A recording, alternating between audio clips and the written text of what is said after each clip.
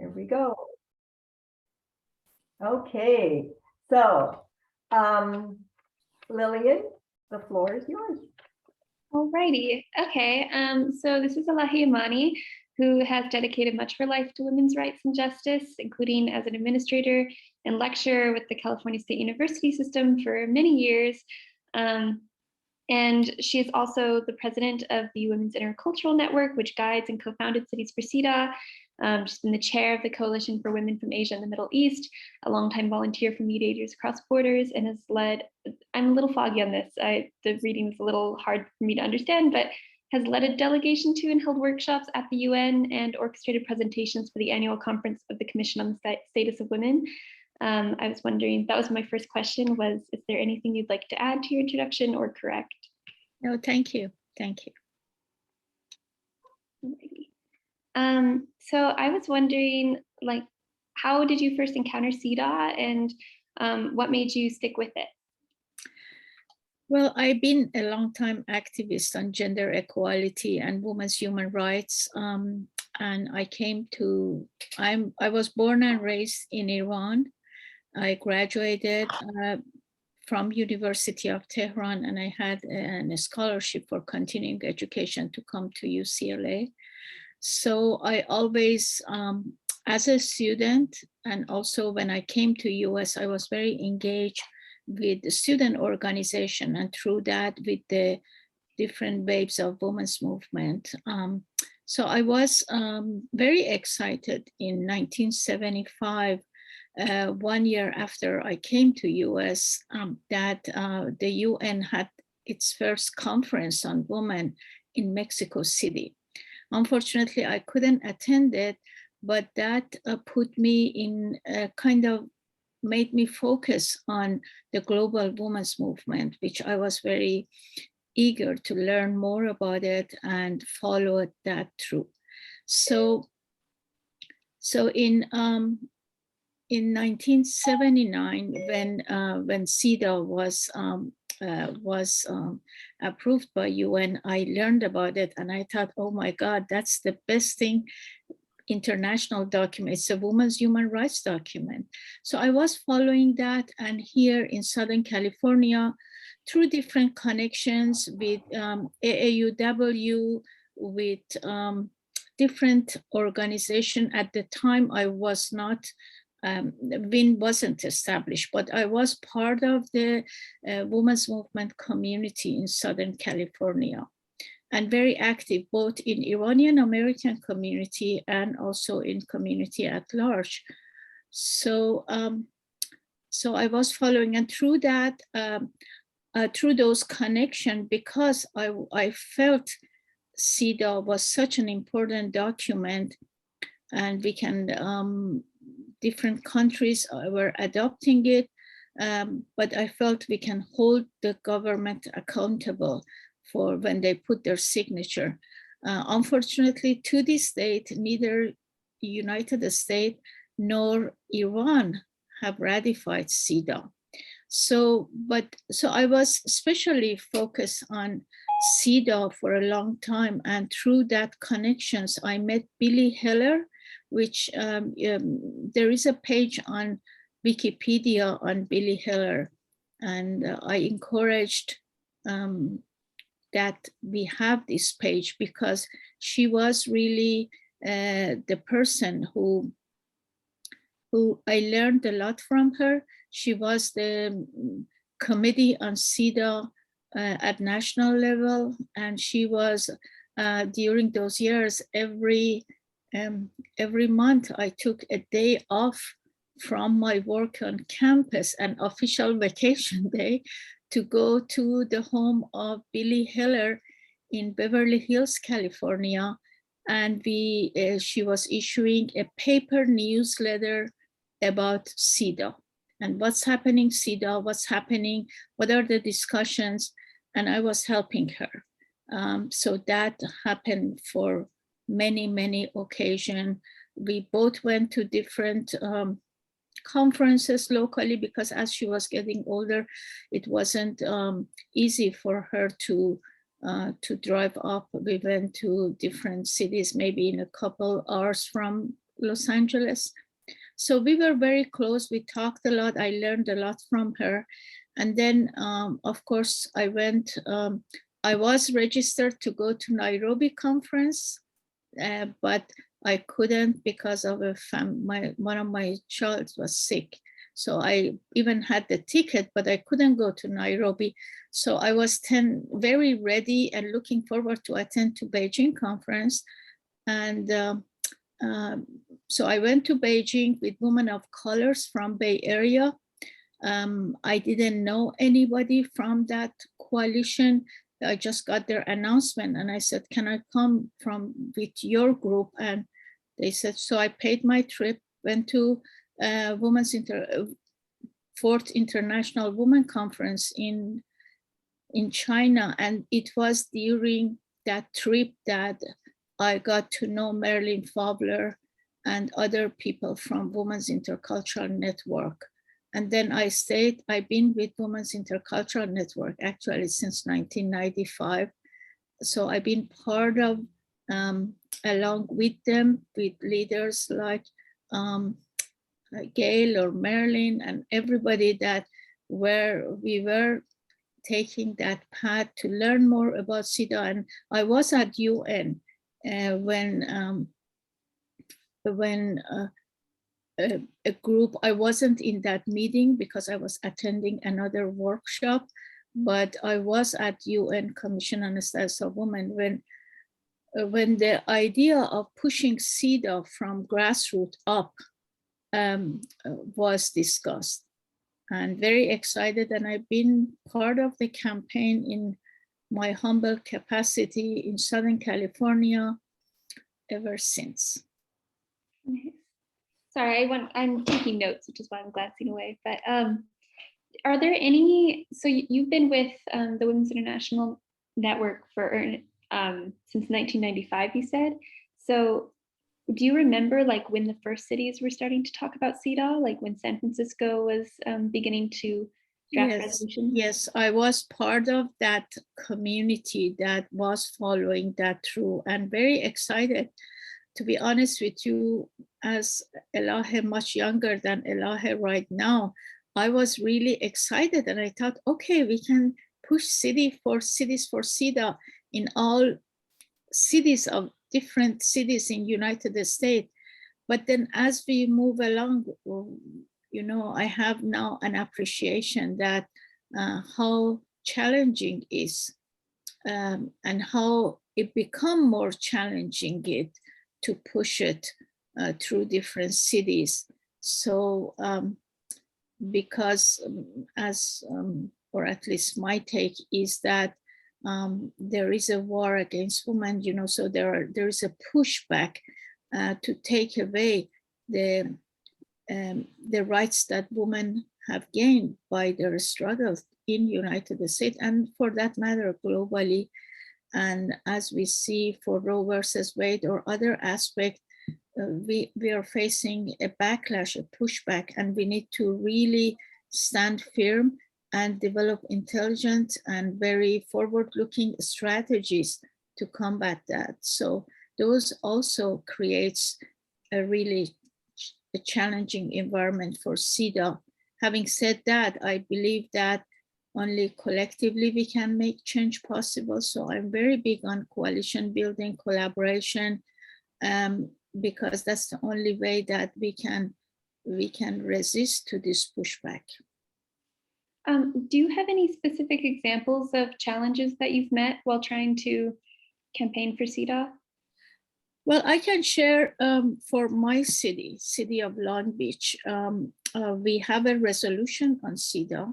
So the Iranian Circle of Women's Intercultural Network took this task to work with city of Long Beach, my city. And so we educate one of the women in city council for almost 2 years. She didn't know, she was an attorney, but a prosecutor, but she didn't know anything about CEDAW. So she even never heard of CEDAW. So we educate her and it took 2 years, you know, gradually providing information about San Francisco, providing the actual Cities for CEDAW document, you know, just meeting and educating. And then on March 8th of 6 years ago, she presented, we were there, and I informed other women organizations in Long Beach also. So we built a coalition. And to be honest with you, not that all the women organization, but some of the active people heard about CEDAW, they didn't know. So a lot of education along the way, a lot of providing information and educating patiently for the community to support it. And then it was approved. The resolution was approved by all city council members. And they assigned it to California State University of Long Beach for a gender analysis. Well, being part of the California State University myself, and I was at Cal State Long Beach for 11 years and knowing people, I followed through, but honestly, it was like, you can't get an answer. The department that was assigned the person, the faculty, he had problem. He said, I don't have budget. I don't have a student assist. It didn't go anywhere. So, and then there was, long time ago, there was, after actually the first UN Women Conference in Mexico City, one of the women that attended that conference was from Long Beach. So at that time, 1976, she came to City Council and said, let's establish a commission on the status of women. And everybody said, are you kidding me? So she really was pushed back. They said, oh, we have to establish a committee on the status of men. And anyway, so that was shut down. So we felt after all these years, we need to work on commission on the status of women, because really that could be a backbone of pushing CEDAW. So we worked on that during the pandemic. So last year, the City Council approved that we establish a committee to establish Commission on the Status of Women.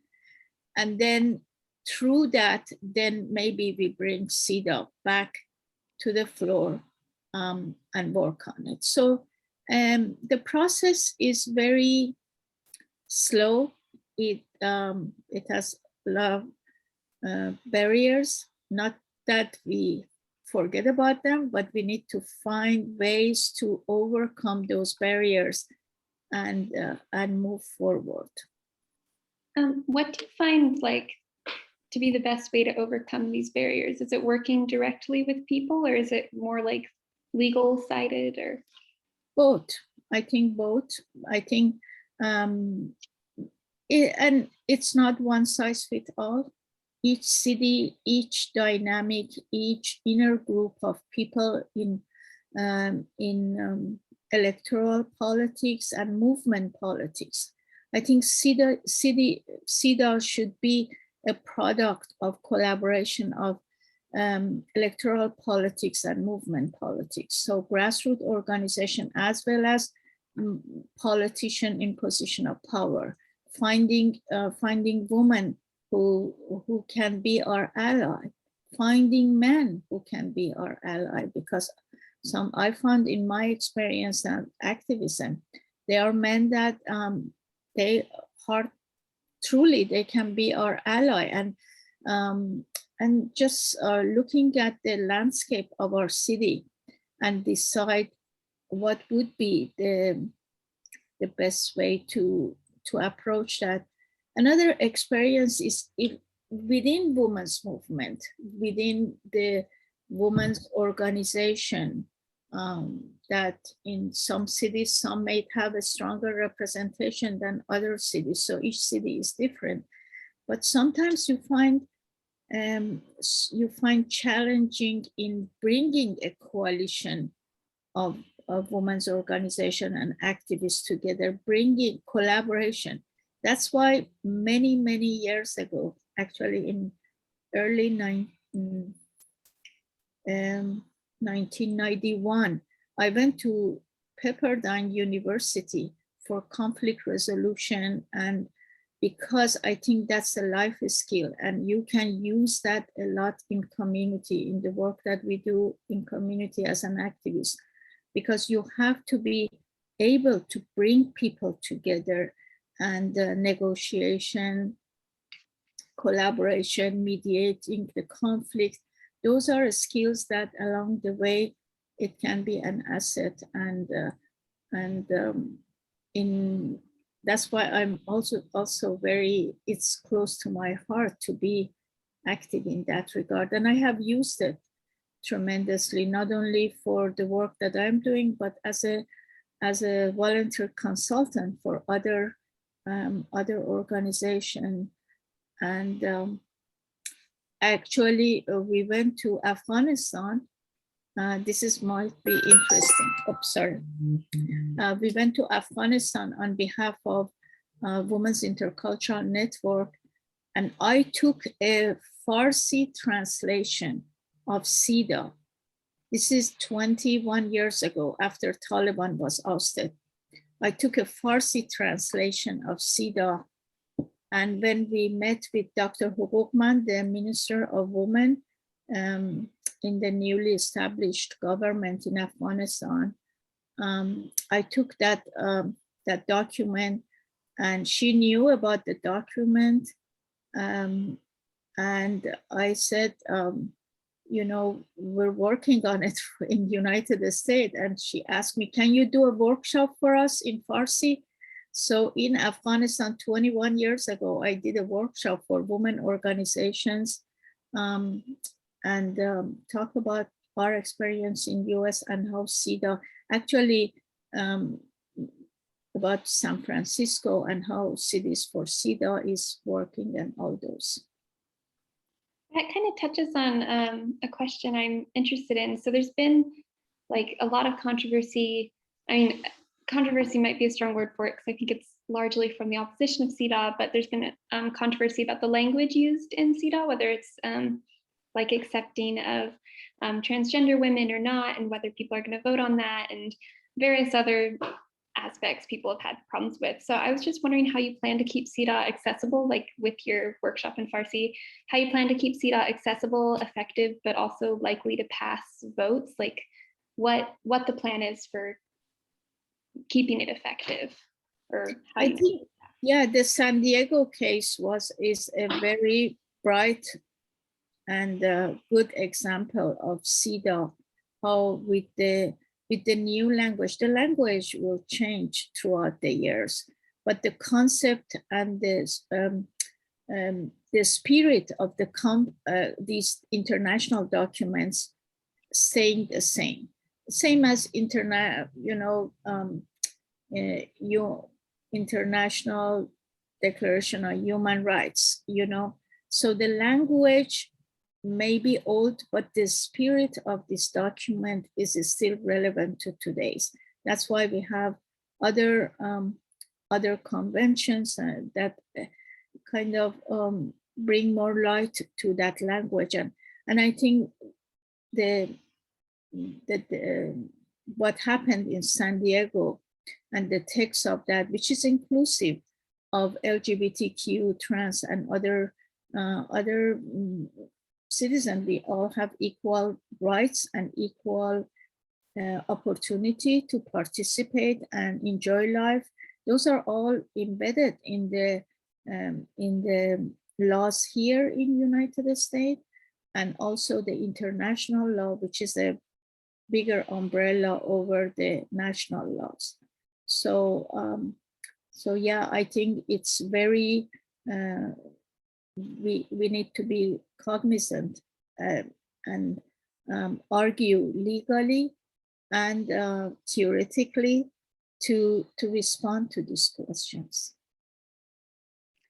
As CEDAW has been implemented for quite a while in some cities, how are you measuring the effectiveness of it? How is that tracked, since it can be kind of vague in some sections? Well, San Francisco and Los Angeles and other cities, these are the two that I'm more, and also city of Irvine or city that I'm living. These are the cities that I've followed more. I think it's the due diligence and also it's the benchmarks. We set the goal and we gather data, and it's a continuous work to see how it's impacting the lives of women. San Francisco was a prime example how domestic violence or how other aspect of inequality and violence against women was challenged during after implementation of CEDAW. City of LA have a lot of document and data regarding that, and these are the two cities that I have seen their learning outcomes and data about it. And we need, currently we are working with Gail in Women's Intercultural Network and Mary and our advisory board on CEDAW to gather that data nationally to see in what ways, tangible way, implementation of CEDAW impacted the lives of women. As president of the Women's Intercultural Network, can you explain what you do in that role and how it relates to CEDAW and how closely you get to work with CEDAW cities? Very much. CEDAW is on fire in California. It's really an exciting time for CEDAW in California because, of course, we have done work on CEDAW, and we have to keep the website also updated, which we are planning to do. But Cities for CEDAW is a campaign, and we were civil society partner of San Francisco Commission on the Status of Women. So there is a lot of data, information, and people like Gail, who are seasoned leader, that we bring it to CEDAW, and we provide that information, try to be a consultant to cities that they are pushing for CEDAW in their own city. For example, city of Irvine in California, in Orange County, California, they contacted us, someone in city, not in the city, but one of the women, Indian American woman, contacted Marilyn Fowler, I think 10 years ago, maybe more than 10 years ago, and said, oh, I'm interested in cities for CEDAW, and we have to pass CEDAW in Orange County. Said, okay. So we've been meeting with her. I've been contacted with her, and she took the CEDAW. She thought it's an easy task. So she took the CEDAW to City Council in Irvine. And a group of us presented. We are present whenever we're talking about CEDAW as much as possible, of course. So it was shut down. CEDAW was shut down that night. Huge conflict in the city council because one of the city council person tried to use CEDAW for something else. So it became a huge conflict. Someone sitting next to me in that session, she told me, Elahe, I'm running for mayor next time. And if I'm mayor, I want to pass CEDAW in city of, I want to promote and encourage passing CEDAW. Her name is Farah Khan, and we know each other in community. So as soon as she became mayor, she formed she invited us, she invited 4 or 5 people to guide her through the process. And she passed CEDAW in the city of Irvine. So, so consultation, learning what works, what doesn't work, what mistakes other cities have done, learning from that and working intelligently, bringing a group that they can support you and advise you. Those are really key elements in moving. So we are working on that, and Gail and I attending and supporting all the efforts locally, statewide, nationally, internationally on CEDAW, because we're all, maybe we have different roles, but we all want to accomplish this goal that respect the women's human rights, which is manifested in CEDAW, and holding the governments accountable for ratifying CEDAW and implementation. And because only ratification is not the end of the line. Even after it's ratified, whether a city or a state or county, we need to follow up and be watchful for it. Okay, thank you. And then before I wrap up so that people can ask you questions, are there any projects you're working on CEDAW-wise, or anything you want to highlight, like accomplishment-wise? Or we are working, I think San Diego, we did what we can do along with many other people. I think that's a big achievement that we have. And there are some conversation at different level regarding Afghanistan that accepted CEDAW, and now with the new government in Afghanistan, how to navigate that. There's some discussion in Afghan community that I'm part of it, with some women judges. They were judge in Afghanistan, or they were in media, or they were a scholar. So working closely and slowly and patiently, but